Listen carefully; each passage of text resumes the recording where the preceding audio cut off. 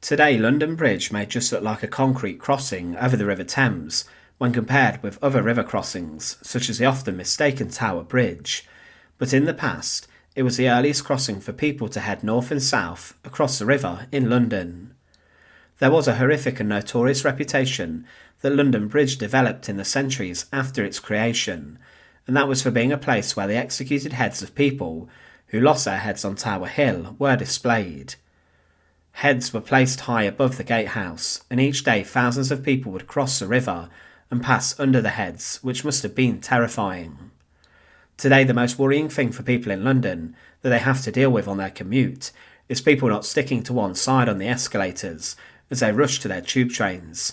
But in the past, their journey would have been much more horrific if they passed over London Bridge.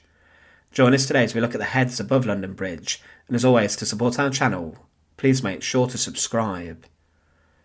There is today a stone spike found on the southern side of London Bridge that is 80 feet high, and many believe that this feature is linked to its dark past and the practice of placing heads of traitors above London Bridge.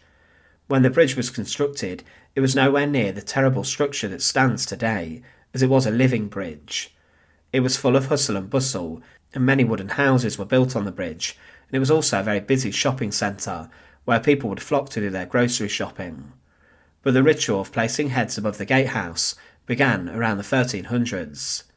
The gatehouses on each side were supposed to control who entered the bridge, and it was a job of the guards for those to keep an eye on who crossed. However, the North Gatehouse was the place where the head of William Wallace Braveheart was placed on a spike 80 feet in the air. During the reign of Edward I, Wallace, a rebel Scot, was captured after leading rebellions and forces against the English king, and he would be brought to London, where he was then condemned to death. He argued that he could not be condemned for treason, as he had never been a subject of the English king, but he was hanged, drawn and quartered for his troubles. After his head had been hacked from his body, and his remains quartered, cut into 4 pieces, his head was then taken to London Bridge and placed high in the air above the gatehouse. The arms and legs of Wallace were sent elsewhere to send a message of the king's strength. However, the head was placed there for some time. Everyone who entered the bridge saw this, and it was a sign not to rebel against Edward I.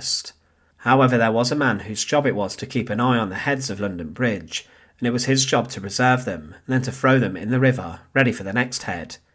This man was known as the Keeper of the Heads, and the heads were taken from Tower Hill to him, a short distance away, and then they would prepare this by parboiling them, then covering them in pitch or tar.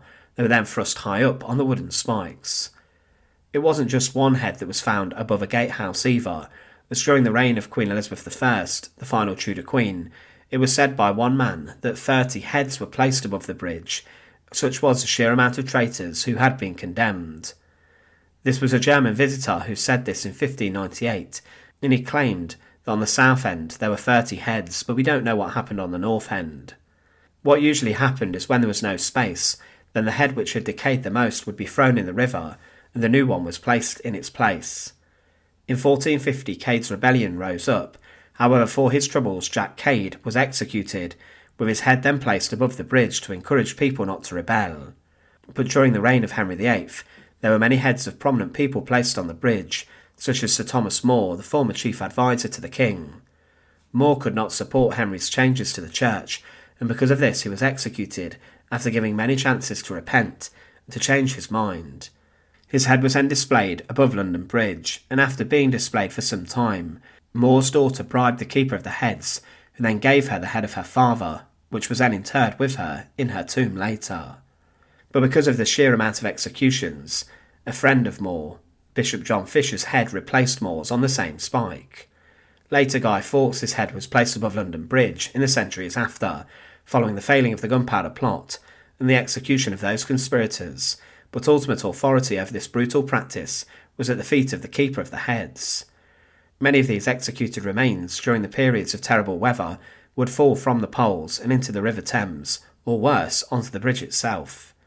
It was in 1678 that this practice came to an end, and heads were set up in other places such as Westminster Hall or at Temple Bar. But it made London Bridge one of the most brutal and horrific sights in London, and it was a sign of the King's ultimate power. Thanks for watching. To support our channel, please make sure to subscribe, and once again, thank you so much for watching.